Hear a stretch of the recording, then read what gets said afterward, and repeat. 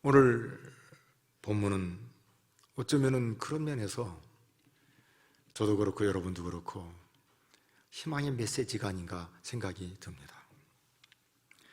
오늘 등장하는 인물은 바울과 실라라는 인물입니다. 소개를 한다면 바울은 그 당시 가말리엘 문화에서 공부를 해서 수석했던 그런 아주 빼어난 학자요, 교수요, 바리새인입니다. 오늘날로 말하면 영국의 옥스퍼드든지 미국의 하버드보다 훨씬 더 나은 그런 가말리엘이라는 문화에서 공부했던 수제자입니다. 그런데 그들이 자기 고향과 집을 떠나서 이역만리 타고 유럽이라는 빌립보 지방에 가서 그 일행들과 함께 복음을 전하게 됩니다. 본래 유대인들은 어디든지 가면 회당에 들어가서 그곳에 머물고 그리고 거기를 중심에서 살아가는데 유럽이라는 곳에는 회당이 있지를 않습니다. 그래서 그들이 정한 곳이 어떤 곳이냐면 기도하는 처소를 정해놓고 매일같이 그곳에 가서 기도하게 됩니다. 그런데 그날도 기도하러 기도 처소로 향해서 가는데 이 빌립보 지방에 귀신 들린 여종이 하나 있는데 이 여종이 이 일행들을 따라다니는 거예요. 하루 이틀 따라다니는 게 아니라 매일같이 이렇게 따라다니더라 이 말입니다. 이 여종이 어떤 일을 하냐면은 점을 보면은 기가 막히게 잘 맞히는 거예요. 요새 우리나라도 그러죠. 귀신같이 잘 맞힌다고. 아주 기가 막히게 잘 맞히는데 이 점을 보고는 이 복채를 받아가지고 자기가 쓰는 게 아니라 자기 주인이 있는데 그게 한 사람, 두 사람이 아니라 여러 사람이 있는 거죠. 그 사람들이 이 복채를 가지고 주인에게 크게 이익을 주는 역할을 하는 게 누구냐면 귀신 들린 여종이었습니다. 이걸 보면 이 여종에게 귀신이 아주 강하게 작용을 하지 않았나 그런 생각을 하게 됩니다. 매일같이 바울 일행을 쫓아다니면서 이 여인이 외친 그 말이 정반대요. 귀신을 노래하거나 찬양하는 게 아니라 이렇게 말합니다. 이 사람들은 지극히 높은 하나님의 종으로서 구원의 길을 너에게 전하는 자라고 그렇게 외칩니다. 귀신이 들린 사람이 귀신을 찬양하는 게 아니라 하나님을 높입니다. 그리고 구원이 하나님께 있음을 말합니다. 그렇지만 매일같이 따라다니면서 크게 외치는 이 귀신 들린 여종 때문에 바울의 마음이 불편합니다. 힘들어요. 이건 한번 생각해 볼 만한 일입니다. 아니, 자기들을 인정해주고 이 사람들은 정말 지극히 높으신 하나님의 종이라고 구원의 길을 알리기 위해서 왔다고 말한다면 기분 좋아야 될 거 아닙니까? 그런데 불편해요. 힘들어요. 왜 그러냐면 이건 조금만 생각하면 이해가 됩니다. 여러분의 신분이 아주 높은데 개차발같이 사는 사람이 이 사람은 괜찮은 사람이라고 말한다면 여러분 기분 좋겠어요? 나쁘겠어요? 진짜 자존심 상하는 거거든요. 더군다나 희죽희죽 웃고 이상한 괴성을 지르고 그런 여인이, 귀신 들린 여인이 쫓아다니면서 이 사람 괜찮은 사람이라고 말한다면 진짜 이게 마음 아프고 힘든 거라 이 말이죠. 그런데 바울 사도는 달리 힘든 게 아니라 그 영혼이 불쌍한 거예요. 이렇게 쫓아다니면서 주님을 모르는 그 영혼이 마음이 아파가지고 바울 사도가 견디지를 못해서 한마디를 합니다. 예수 그리스도의 이름으로 내가 내게 명하노니 그에게서 나오라. 여러분, 어떤 일이 벌어진 줄 아세요? 즉시로 나왔다고 말합니다. 즉시로 나왔다고 말합니다. 귀신이 나가니까 이 여인이 멀쩡한 거예요. 그리고는 점을 볼 수가 없는 겁니다. 이 사실을 안 주인들이 노발대발합니다. 돈줄이 끊어진 거죠. 그래서 어떻게 합니까? 바울과 실라 1왕을 데리고는 유대인들이 우리 도성, 우리도 알지 못하는 이곳에 와서 성을 요란하게 하고, 우리가 로마 사람인데 이 유대인들이 우리가 받지도 못하고 행하지도 못할 이상한 풍속을 전한다고 관원들에게 말을 합니다. 이 말을 들은 무리들이 다 고함을 지르가면서 고발하니까 상관들이 바울과 실라의 옷을 찢어버립니다. 그리고 매우 치라고, 그리고 감옥에 집어넣으라고 명령합니다. 얼마나 맞았는지 정신이 없어요. 아마 제가 볼 때에 잠깐 기절하지 않았나 생각이 듭니다. 깊은 감옥에 집어넣고 양발을 쇠고랑으로 채워놨습니다. 그런데 한밤중에 정신을 차려서 눈뜨고 쳐다보니까 감옥이에요. 온몸 보니까 상처투상입니다. 아프고 쓰리고 몸이 성한 곳이 없어요. 양발을 보니까 쇠고랑에 차여 있습니다. 자기 고향도 아니고 나라도 아니고 자기가 자리 잡은 그것도 아닌 이 양말의 타국에서 자기들의 신세가 얼마나 비참했겠습니까? 내일 일을 알 수 없는, 어쩌면은 감옥에서 나갈 수 있을지 없을지 모르는 그러한 참 깜깜한 감옥에서 자기들 보면은 신세가 차량했을 거예요. 그때 잠을 자던 간수가 눈을 떠보니까 난리요. 옥문은 열려 있지요. 모든 죄수들의 쇠고랑은 다 풀어져 있죠. 그때 이 간수가 어떻게 합니까? 칼을 뺍니다. 여러분, 인생을 조금만 사신 분들은 다 아실 겁니다. 공직에 있는 분들이 뭘 조금 잘못하면 그것 때문에 나에게 불이익 당한다는 걸 잘 압니다. 군대에서도 마찬가지죠. 조금 잘못하면 거기 모든 책임을 내가 져야 해요. 그리고 어떤 결정적인 실수를 하면 그로 말미암아 자천을 당하든지 아니면 파직을 당한다든지 그게 있다는 걸 세상 살아본 사람들은 다 압니다. 오늘 이 간수도 죄수들이 도망간 줄 알고 충격에 빠집니다. 틀렸다, 이제 내 인생 이것이 끝나구나. 그래서 칼을 뺍니다. 여러분, 오늘 이 간수 칼을 빼서 자결을 나옵니다. 참 사람은 내가 할 수 없고 이제 막다른 골목에 다다르면 똑같아요. 죽지 뭐 생각합니다. 그런데 여러분, 죽어서 인생이 끝나나요? 그러질 않지요. 죽음 그렇게 쉬운 문제입니까? 아니잖아요. 여러분, 우리나라에 큰 충격을 준 두 건의 죽음이 있죠. 많은 죽음이 있지만 그 중에 하나가 대통령이 죽은 사실 아닙니까? 그때 온 국민이 충격의 도가니에 빠졌습니다. 그것으로 끝나지 않지요. 서울시장이 죽지 않았습니까? 너무 마음이 아프죠. 오늘 이 시대에도 똑같이 막다른 상황에서 목숨을 끊으려고 하는 사람들이 참 많습니다. 아니요. 사람이 죽음으로 끝난다면 성경이 그렇게 말할 겁니다. 너무 힘들면 죽어라. 성경은 그런 적이 없습니다. 오늘 바울 사도가 칼을 빼서 자결하려고 하는 간수를 향해서 외칩니다. 내 몸에 손대지 마라. 우리가 다 여기에 있다. 내 몸에 손대지 마라.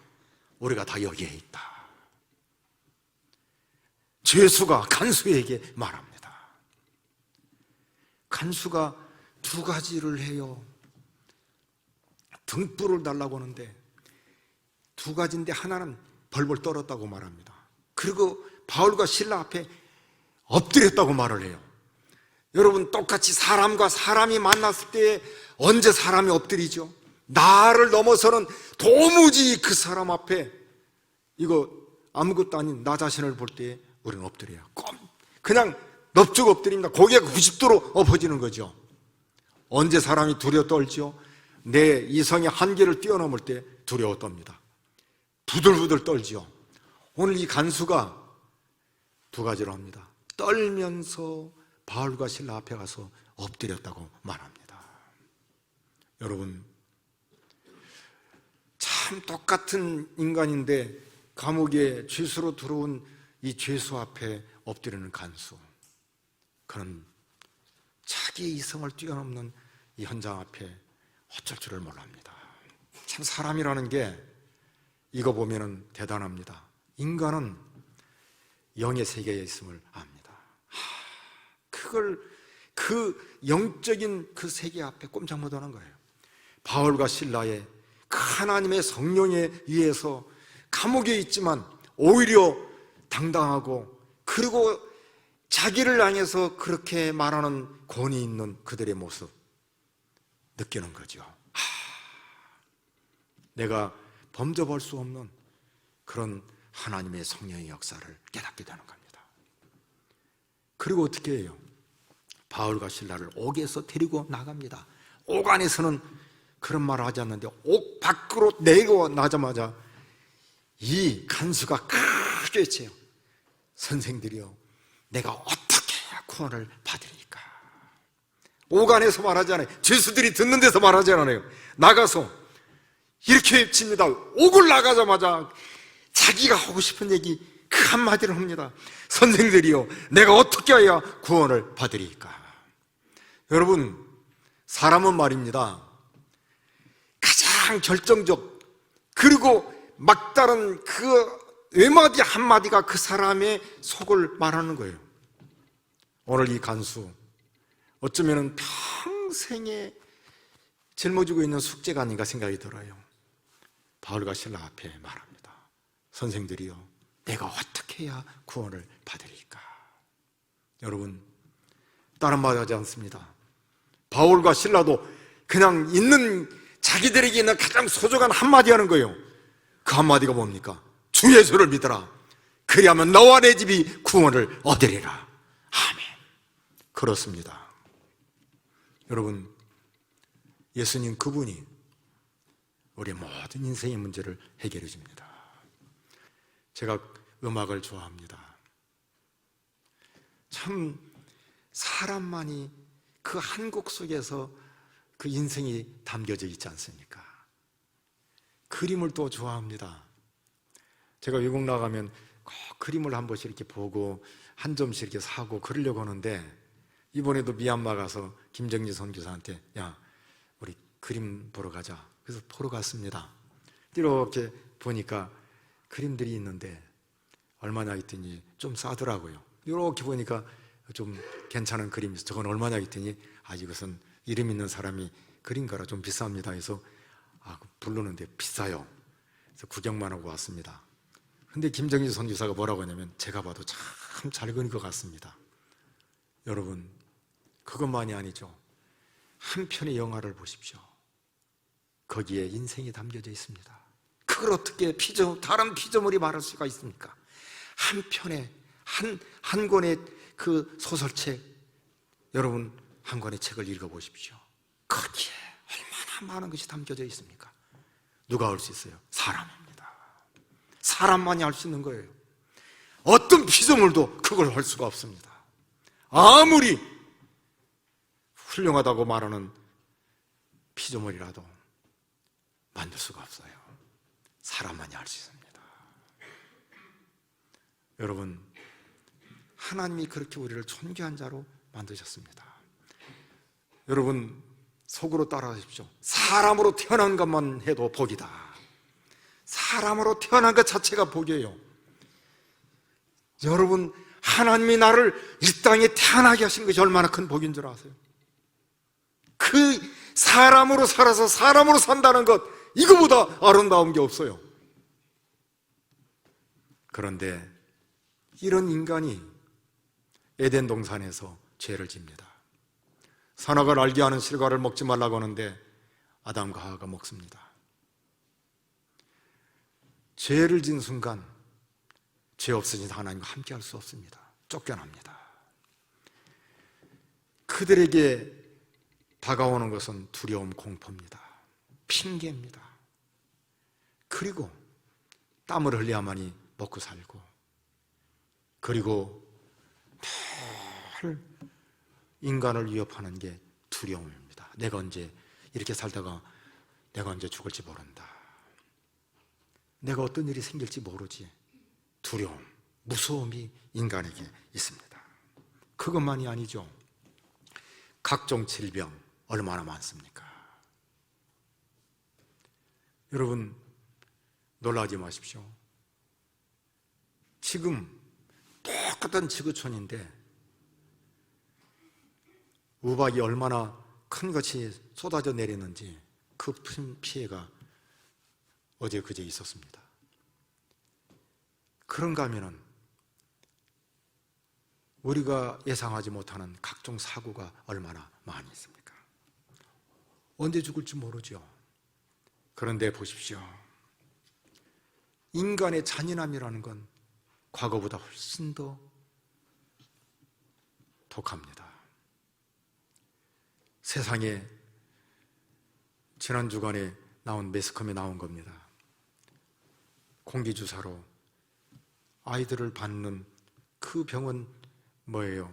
그 유아들을 바람을 넣어가지고 10명인가를 죽인 것이 보도가 된 걸 아실 겁니다. 이렇게 잔인해요. 간호사가. 이게 인간입니다. 죄를 진 인간입니다. 그것만이 아니죠. 갈수록 변태적인 죄가 얼마나 많습니까? 변태는 더러운 거예요. 변태는 인간이 해서는 안 될 일이에요. 짐승도 변태는 없어요. 그런데 죄를 지면 변태입니다. 그것만이 아니죠. 배반이 얼마나 많습니까? 나를 가르치는 스승을 배반한 일들은 너무 많잖아요. 요즘 학교에 선생님들의 권위가 떨어진 걸 어른 개탄하지 않습니까? 그런가 하면 믿었던 사람이 등을 돌리는 일들이 얼마나 많습니까? 앞에서는 잘한다고 하고 좋다고 말하지만 뒤돌아서는 흉보고 악담을 하는 일들이 얼마나 많습니까? 죄라는 건 사람을 비참하게 만듭니다. 그런데 오늘 바울과 실라, 귀신을 든 여종을 쫓아내지 않았습니까?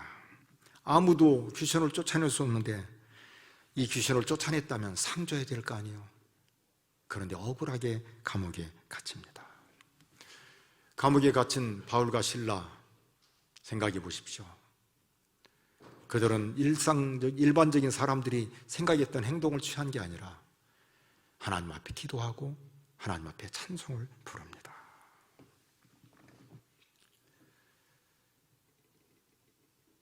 간수가 생각하지 못하는 엄청난 행동을 취하는 바울과 실라의 모습 앞에 그들을 데리고 자기 집에 데려가서 아픈 부위를 치료해 줍니다. 바울과 실라가 다른 거 하지 않아요. 복음을 전합니다. 예수 그리스도를 전합니다. 예수님이 어떤 분입니까?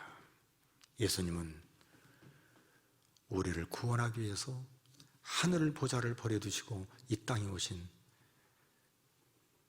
하나님의 아들 예수 그리스도이십니다. 그분이 우리의 모든 죄를 짊어지시고 십자가에 못 박혀 죽으셨습니다. 죽으실 때 나는 억울하다 그렇게 말하지 않아요. 이렇게 말씀하시고 죽으십니다. 다 이루었다. 다 이루었다. 뭘 이루었다는 겁니까? 인간이 죄를 져서 형벌받아야 할 그 형벌을 대신 지시고 우리의 구원을 완성하신 것을 말씀해 주십니다. 그 주님 3일 만에 부활하십니다. 그리고 이후로 예수 그리스도를 믿는 모든 사람은 예수님께서 십자가에서 구속을 완성하시고 다 이루었기 때문에 그 믿음으로 구원받는 엄청난 복을 우리에게 허락해 주신 겁니다. 이 간수가 바울과 실라의 말을 듣습니다. 예수 그리스도의 복음을 듣습니다. 그리고 온 식구가 예수님을 믿습니다. 그리고 세례를 받았다고 말합니다. 우리 지난주에 세례 거행했지 않습니까? 세례의 아주 중요한 첫 번째 의미가 뭐예요? 죄 용서 받은 겁니다. 죄 씻음을 받는 거예요. 두 번째는 뭡니까? 주님과 연합되는 거예요. 연합됐다는 것은 내가 이제는 죽은 생명이 아니라 예수 생명으로 사는 것이라고 말해줍니다. 맞아요. 예수님을 믿는 순간, 예수님을 나의 구주로 모시는 순간 어떤 일이 벌어진 줄 아세요? 예수의 생명이 우리 안에 들어옵니다. 죽은 내 영혼이 살게 되고 영원한 하나님의 복락을 누리게 되는 것이 예수 믿는 자에게 주시는 하나님의 복입니다. 성경을 보면 온 식구가 크게 기뻐했다고 말합니다. 왜 예수 그리스도이십니까? 여러분, 죄로 말미암아 깨어진 인생이 우리 인생 아닙니까? 부서진 인생이 우리 인생 아닙니까? 험악한 삶 속에서 죽고 싶은 마음을 가진 자가 우리 인생 아닙니까? 사실 소도 자살 안 해요. 돼지가 자살했단 말 들었습니까? 안 해요. 그러나 인간은 다 그런 마음을 품습니다. 깨진 인간이요, 죄 때문에. 그런데 장인이 깨진 것을 어루만져서 수리하면 완벽하게 고쳐지듯이 우리를 창조하신 주님, 구원자신 주님이 우리를 만들어주시면 깨끗하게 회복되는 게 하나님의 은혜입니다. 그분이 우리의 왕이시고 주인 되십니다. 한 가지 실화만 말씀드리고 마치려고 합니다. 지금으로부터 82년 전, 일부 예배 때 72년 전에 했더니 박 장로님이 72년이 아니라 82년 아니요 그러더라고요. 그래서 가만히 생각하니까 82년이 맞아요. 조선시대입니다. 16살 한 소녀가 있었습니다. 건강하게 생활하던 이 소녀가 어느 날 귀신이 들린 거예요. 희죽이 죽고 밥도 먹지도 않고, 그때 이 어머니가 이 딸을 고치기 위해서 백방으로 노력합니다. 굿도 하고. 그런데 귀신이 나가지를 않아요. 한 1년 전 동안을 이렇게 삽니다. 음식을 잘 먹지 않으니까 뼈와 가죽만 앙상하게 남습니다. 이 말을 들은 어느 젊은 남자 신사분이 한마디 해요. 교회를 가면 낫는다고 하던데, 이런 말을 합니다. 그때 이 어머니가 아 그래요? 그럼 다음 주에 교회에 한번 가겠습니다. 그랬더니 뜻밖의 일이 벌어집니다. 마루에 앉아있던 이 딸이 밥도 못 얻어 먹겠네, 이렇게 말을 합니다. 그때 이 어머니가 그러면 더 다음 주에 꼭 교회에 가야겠다고 마음먹고 교회 갑니다. 다른 거 하지 않았어요. 예배를 드립니다. 그런데 집에 돌아오는데 어떤 일이 벌어진 줄 아세요? 귀신이 나갔습니다. 귀신 나가고 난 뒤에 이 소녀가 뭐라고 말한 줄 아세요? 예수님은 왕입니다. 예수님은 왕입니다. 그 이후로 예수를 잘 믿고 결혼해서 자식을 낳고 권사가 되어서 하루에 2시간씩을 기도하다가 돌아가신 그 이름이 누구냐면 김수님 권사님이신데, 그분이 바로 저의 어머님이십니다. 여러분, 귀신에게 사로잡힌 그런 인간, 마귀에게 사로잡힌 인간, 깨지고 부서진 그런 인간, 누구에게 가면 온전하게 되는가? 우리 주님 예수 그리스도이십니다. 그분이 사람을 새롭게 하고 완벽하게 새 사람으로 만들어 주십니다. 오늘 초대받은 정말 소중한 여러분, 그 주님을 여러분의 구주로 모시기를 바라고 함께 예수 믿는 이런 놀라운 은혜 가운데 거하기를 바랍니다.